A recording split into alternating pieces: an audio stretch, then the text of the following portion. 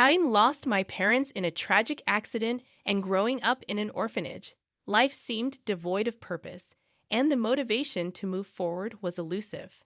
However, one day, an unexpected twist occurred when I received a letter supposedly from my deceased mother. Astonishingly, the return address indicated our old family home.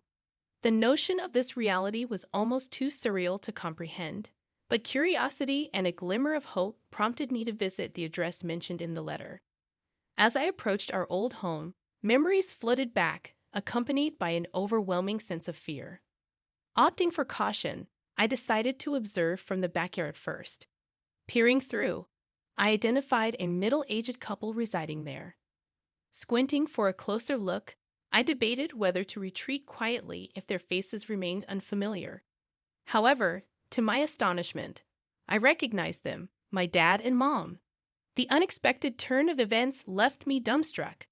My name is Katie Anderson, and I had been placed in an orphanage at the age of 10, leaving 2 years ago.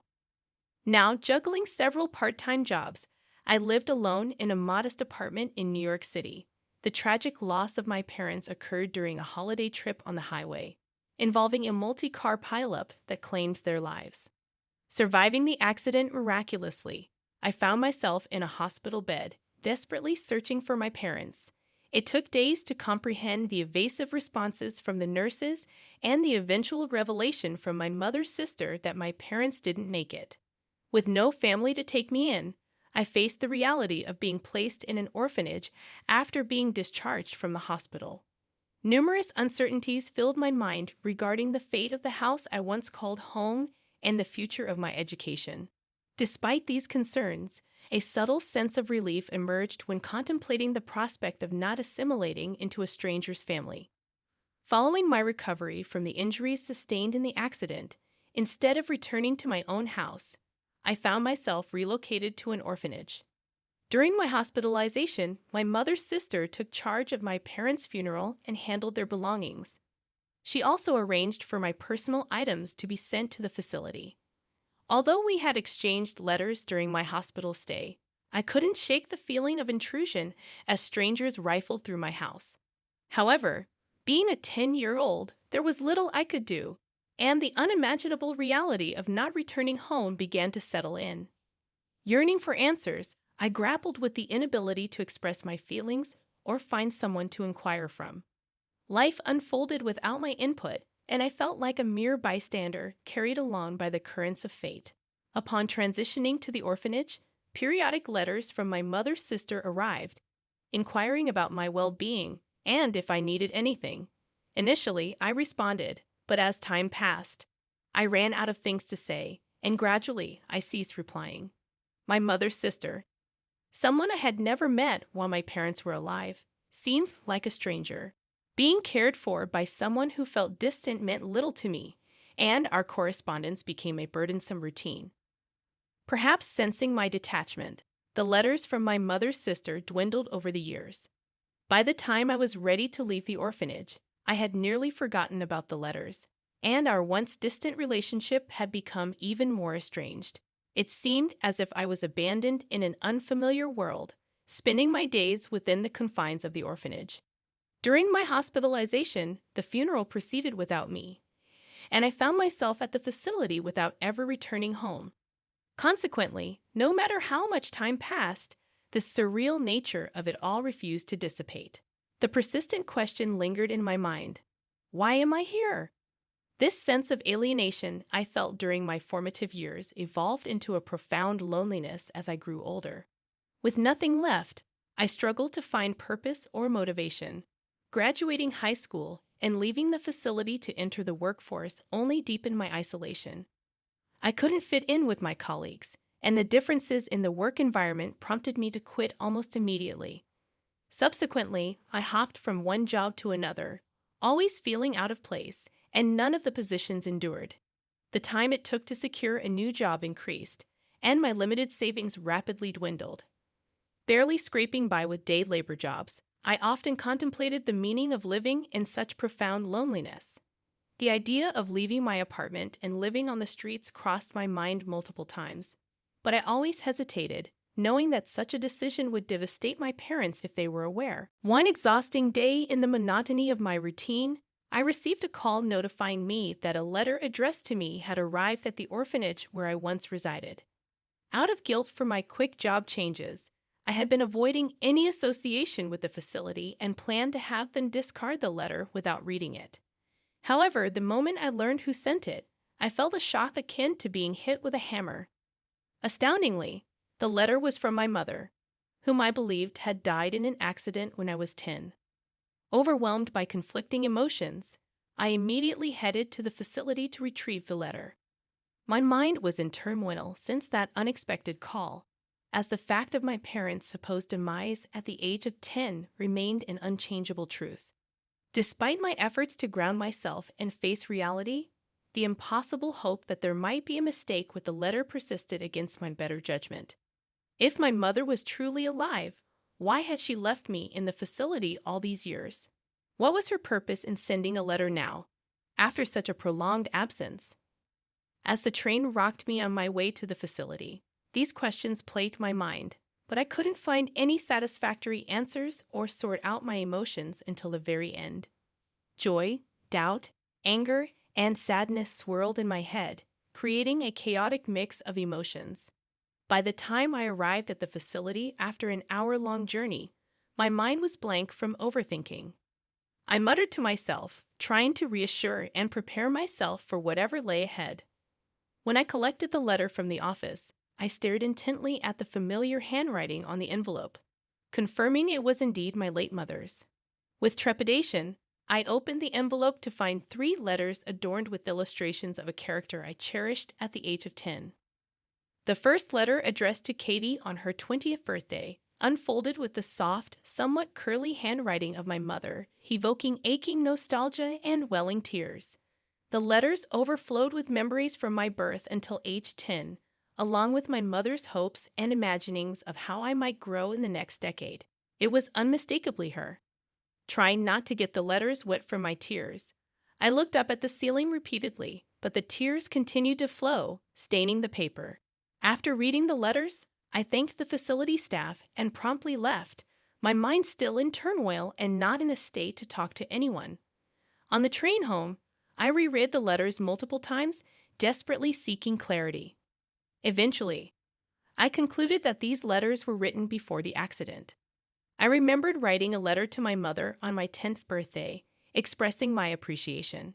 It seemed she had combined her recollections of that day with her hopes for the next decade. The question remained, who sent it? The first person I thought of was my mother's sister, but the return address was our old home, not her own. Considering our lack of contact, it seemed unlikely she would send the letter in my mother's name. I drew a blank on who else it could be. Despite the confusion, the motherly warmth in the letter brought both happiness and uncertainty. Exhausted from pondering, I stashed the letter in a drawer, attempting to resume my usual life. However, the existence of the letter continued to nag at me as the days passed. Contemplating throwing it away, I couldn't bring myself to do it. Instead, I considered meeting the mysterious sender, as I didn't have much to lose. Perhaps, just maybe, they could provide assistance in my life. Unbeknownst to me, a hidden hope lingered that this letter might hold something to change my current circumstances. On a bus headed to a familiar address, I gazed absent-mindedly at a townscape that looked nothing like my memories. The changes were drastic. Fields and woods replaced by a shopping mall and houses. The station had a new bus loop and a chic cafe, making it an unfamiliar world. Upon reaching the address, I turned a street corner and was greeted by a residential area that had barely changed from 10 years ago. The sight instantly pulled me out of the colorless, hazy world and transported me back to the vibrant world from a decade ago. It was the town I used to live in, and further down the road was our family home.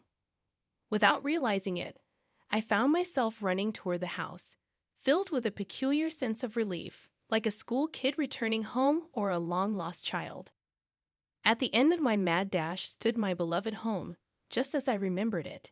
Indeed, the letter had been sent from this very place. However, when I reached the front of the house, I found myself unable to muster the courage to ring the doorbell. The fear of the unknown, not knowing what would happen next, held me back more than the desire to learn the truth. Contemplating my next move, I decided to discreetly scout out the backyard first. Feeling slightly uncomfortable, like a thief, I peeked into the garden. On the balcony, I observed a middle-aged couple preparing to sunbathe. The man appeared to be in a wheelchair. To ascertain if I knew them, I continued to discreetly observe, amidst their soft-spoken conversation. For a brief moment, the couple looked in my direction. The instant I saw their faces, I couldn't help but exclaim aloud, "What? Dad? Mom? You're kidding, right?" Frozen in surprise, the man in the wheelchair noticed me. "Katie, is that you, Katie?" He murmured my name, suddenly crying out loud. Overwhelmed by the shocking turn of events, I too was paralyzed. The woman, sensing something amiss, rushed out to the balcony in a panic. She ran straight to the man in the wheelchair, trying to comfort him. While sobbing, the man pointed towards me and seemed to be explaining something to the woman. She stared intently at me, then suddenly smiled and said, "You're Katie, right? I have something to talk about. Can you come in?" She invited me into her home. Though I couldn't grasp the situation, I had many questions too. I silently nodded and was ushered into the living room from the front door. During the introductions that followed, I learned the woman's name was Irene, and the man in the wheelchair was, as I suspected, my father Andrew. Furthermore, the two of them were married and apparently lived in this house alone as a couple. According to Irene, my father had been in a severe accident and had been in a critical condition hovering between life and death. I was told I should have been informed about this when I was 10, but I didn't remember it at all. When I told Irene this, she asked, "How was it explained to you?" I replied that my mother's sister had told me he was in a desperate condition with no hope of survival. But on reflection, it seemed I only heard that my mother had passed away. Irene helped me reconcile my memories with the truth for hours on end. As a result, I realized I'd made a massive misunderstanding. After the accident, the 10-year-old me, unable to comprehend my father's unconscious state, had felt rejected by him since he never came to see me. When I was 10, I believed that Daddy never came to see me because he was angry. I thought he was mad because I had insisted on going to the water park, and somehow that desire led to Mom's death. This belief, fueled by my own sense of guilt, transformed into the memory that both my parents had died in the accident. Irene tried to console me, suggesting that young Katie found it less painful to believe that both parents had passed away than to think her father hated her. While I appreciated Irene's attempt to comfort me, a question lingered. One I feared to ask but knew I would regret forever if I didn't. Taking a deep breath, I asked Irene why my father didn't come to get me. Irene exchanged glances with my father, and without saying anything, he nodded. Irene began to explain the situation at the time.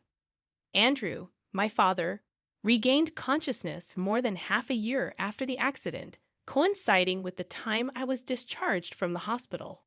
It took him several more months to fully grasp the situation. Irene explained the difficulty of waking up feeling like he had just slept one night, only to realize half a year had passed. Additionally, post-accident complications left him with disabilities affecting his memory, speech, and body. The doctors had told him that returning to his original life was impossible. Initially, my mother's sister, believing his recovery was hopeless, proceeded with plans to place me in a care facility as scheduled. When I came to, nothing was left, and I painfully realized the length and importance of the time I'd lost while I was out. According to Irene, after being discharged, my father went directly to the disability facility where she worked. There were times he wanted to see me but couldn't articulate it. Simultaneously, he began to mentally grasp the death of my mother, Sophia. For a while, Andrew was deeply depressed and even had to be admitted to a psychiatric hospital. My father, having lost everything, had once sought meaning in life amidst despair, much like me. Irene's consistent support and understanding became apparent in the narrative. She faced his unstable emotional state with patience, using handmade cards and whiteboards to communicate with him. Irene even provided massages daily to prevent muscle stiffening and helped him practice conversing. My father, Andrew, once remarked to Irene, "I see traces of Sophia in you." I thought Sophia would be saddened by my pitiful state, which made me feel like I had to pull myself together. This sentiment was a testament to how important Irene had become to him. Hearing this story, I felt incredibly comforted, realizing my father hadn't disliked or forgotten about me. On the contrary, he cared about me so much that it drove him to mental illness. Even after returning from the psychiatric facility, my father's emotional state remained unstable. Irene recounted his refusal of rehabilitation, difficulties in eating, inability to convey his needs, and behavioral issues. Irene's unwavering support stood out, with her finding ways to communicate and care for him through the challenges. It was clear that Irene had played a crucial role in my father's recovery. The turning point came when my father, diligently attending rehab every day, stopped lashing out at the staff entirely. Initially, he wouldn't even try to get out of bed, but eventually, he voluntarily participated in exercises, and his condition improved significantly. Doctors were amazed at his remarkable recovery, and my father expressed pride in his progress. According to Irene, my father's transformation was a miracle, and it paved the way for him to leave the disability facility. Even though he faced difficulties, he was now able to lead a normal life. After hearing about his struggles, I didn't feel resentment. In fact, I was genuinely happy to know that he had always been thinking about me. Realizing that we both had moments of utter despair at the same time made me chuckle, and I thought, like father, like daughter. After sharing this realization with Irene and my father, they both laughed and shed tears. It was the warmest tears I had ever seen.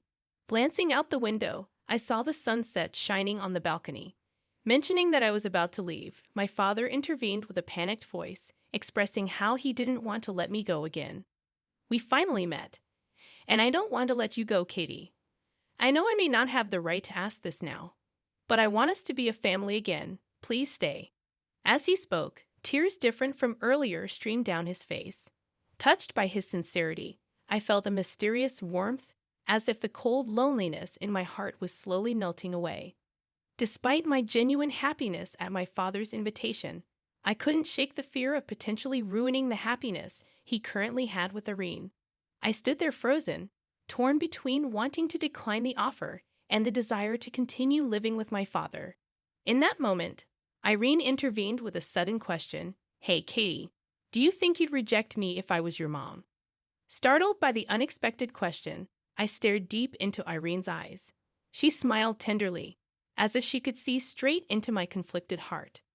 Her generous care and attention were so much like my real mother that it felt as if my real mother was pushing me forward. With the courage found in that moment, I replied, "If you'll have me, I'd love to be a part of this family." Shouting my answer, my father's face lit up with joy, almost toppling over from his wheelchair with excitement. Seeing him like that, I laughed heartily for the first time in a decade. Finally, I felt I had found a place where I belonged in the world. Half a year has passed since then. I'm now fervently preparing to pursue my dream of becoming a flight attendant, with plans to have the interview next year. Before coming back here, I lacked motivation and had given up thinking about my dreams and my future. However, after reuniting with my father, my mother's letter guided me once more. The last line of the letter read, "What are you up to now? Did you become the flight attendant you always dreamed of? No matter what the future holds, know that your mom is cheering you on." With my mother's loving words in my heart, I decided to chase after my dreams and look forward to spending peaceful days